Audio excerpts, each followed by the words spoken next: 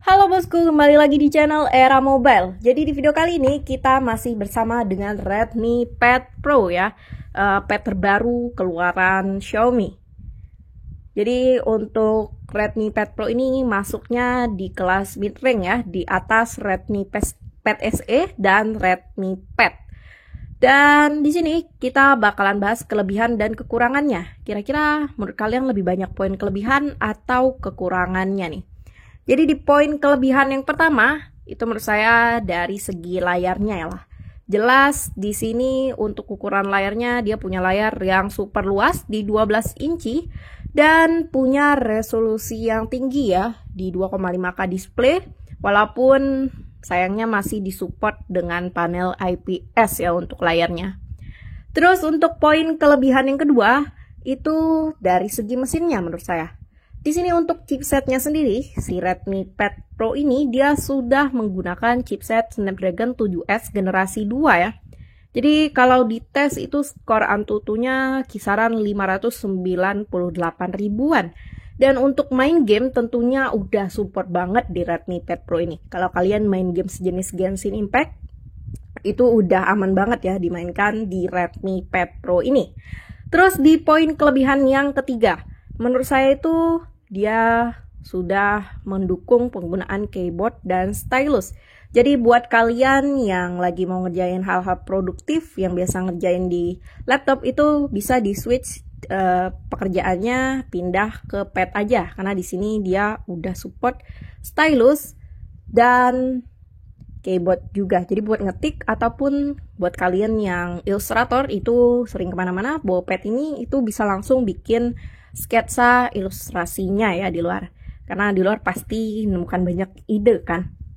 Dan untuk penyimpanannya di sini juga nggak terlalu worry, karena walaupun disupport hanya di 256 GB ya maksimal, dia juga masih support penggunaan slot memori eksternal. Jadi kalian masih bisa tambah ya untuk slot penyimpanannya.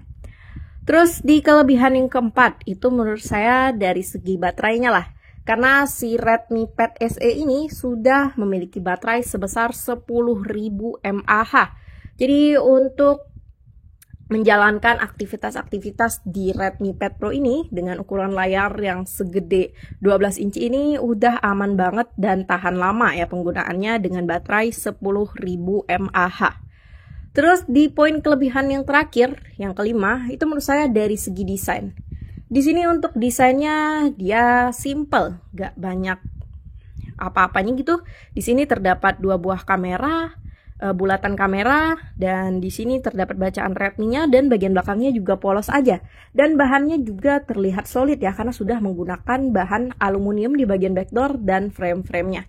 Dan untuk ketebalannya sendiri, di sini juga ringkas ya, karena ketebalannya cuma 7,5 mm.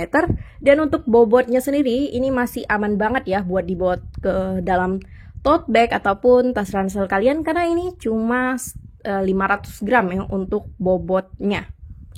Jadi itu aja mungkin kelebihan, poin kelebihan yang dimiliki Redmi Pad Pro ini ya menurut saya. Kemudian kita lanjut ke bagian kekurangannya. Jadi menurut saya sendiri di sini untuk poin kekurangan yang pertama itu dari segi spesifikasi kameranya. Di sini kalian jangan protes dulu ya. Emang sih kalau pad ini nggak terlalu fokusin ke kameranya ya. Di sini untuk kameranya sendiri dia sama ya, untuk kamera depan belakangnya itu dia support di 8 megapiksel. Tapi untuk memaksimalkan si padnya nggak salah sih naruh kamera yang lebih support lagi ya buat foto-foto atau sekedar selfie-selfie.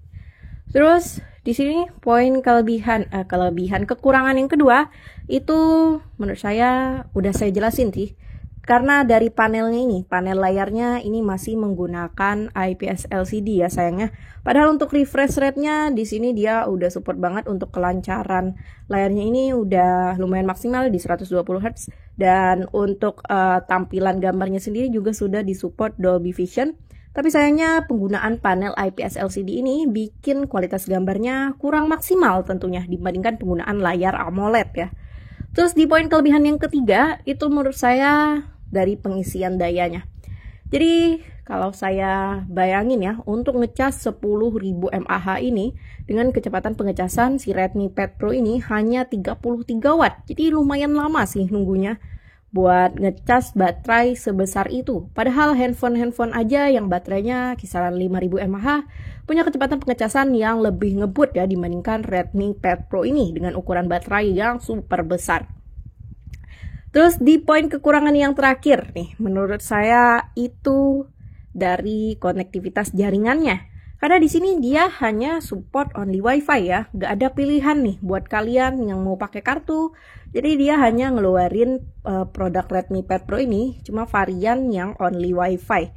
Jadi buat kalian yang mau kerja, punya kerjaan di Pad gitu, terus bawa Redmi Pad Pro ini, terus mesti bawa konektivitas lain ya untuk WiFi-nya. Butuh tethering gitu, jadi bisa pakai handphone ataupun pergi ke tempat yang ada wifi-nya ya.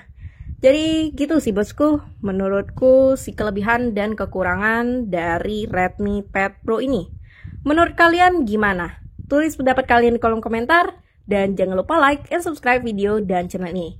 Dan buat informasi pembelian, kalian bisa cek barang-barang yang ada di toko oren kita, karena pastinya semua barang ada dan harganya lebih terjangkau dibandingkan toko-toko oren lainnya.